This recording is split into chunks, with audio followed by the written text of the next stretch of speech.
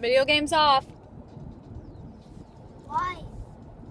Because we are in a national park. It is amazingly beautiful. Video games off.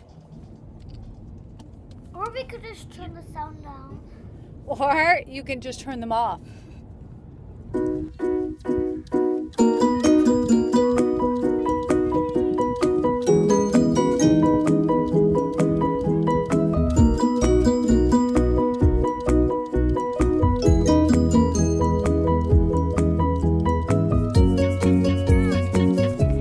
This is my family. That's my husband, Caring Stephen. He's 5 years old and 43 pounds. We're headed down the Perseverance Trail in Juneau, Alaska, tired and really wet after being caught in a storm. But spirits are pretty good. That's me with Abby. She's 3 years old and 38 pounds.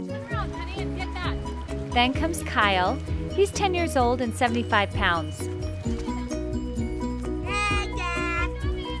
Going. Last of all comes Becca.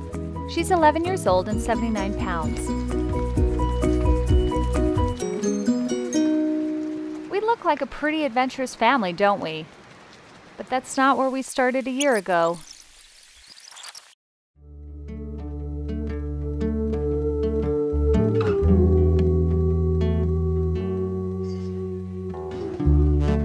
Two years ago, I got really sick.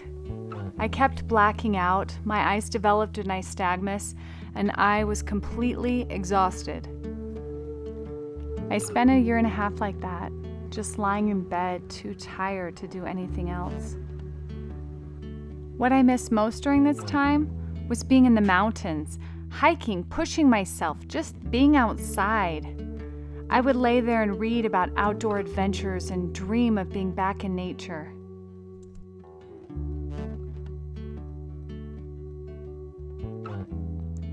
My kids, on the other hand, took my illness pretty well.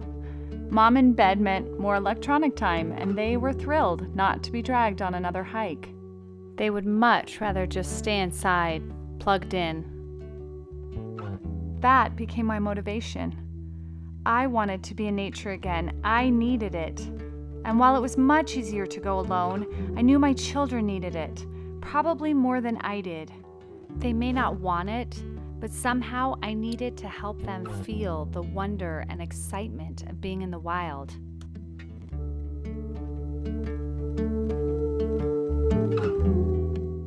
So as I got better, we began to venture out. Water! Wait, what? That's not funny! Yeah, we're a pretty normal family. Are you going to the car? Not yet. No, as you are! I decided that I needed more preparation. I started by making sure we had extra snacks and drinks for even little hikes. I made passports so the kids could mark off hikes. I prepared stories that I could tell kids on the way. I found geocaches, and I learned things about nature that I could share with the kids while we hiked. But mostly, it was ignoring a lot of whining and sometimes carrying a lot of weight.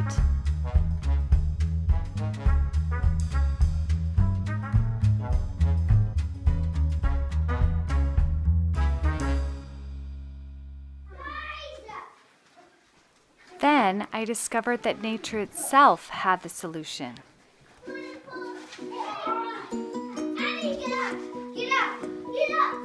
The answer was letting them discover nature, letting them explore it, letting them touch and taste and listen and feel, letting them fall and hurt themselves, but then get up again and do hard things.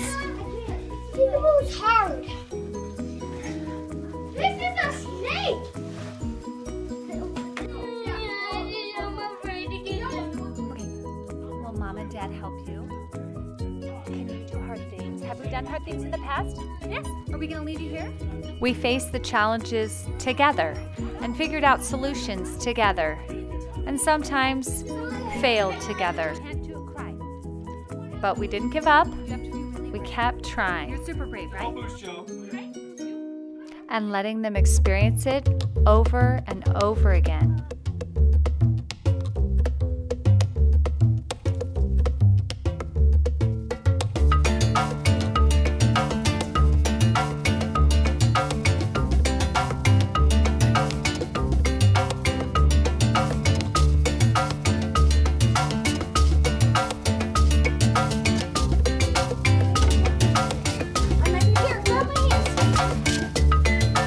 And then came moments.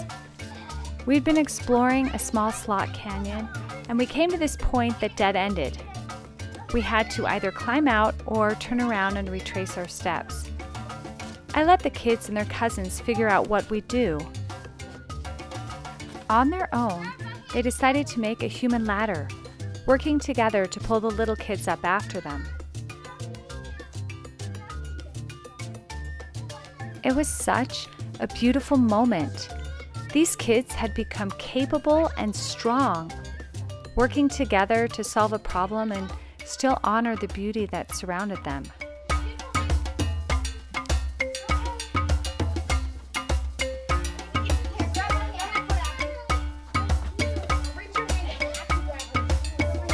We still struggle sometimes, trying not to get too discouraged during the difficult parts of the journey.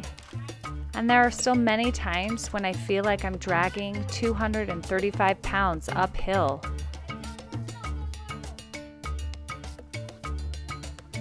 But then there are these moments.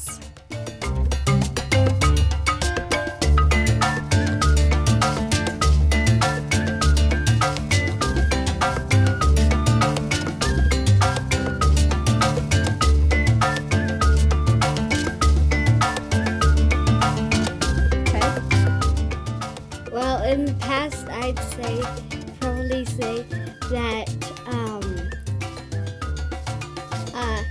it could be way worse that I was sick, because we could probably be doing lots of hiking right now. But now I really that I like hiking now. What? What was that? I like hiking now.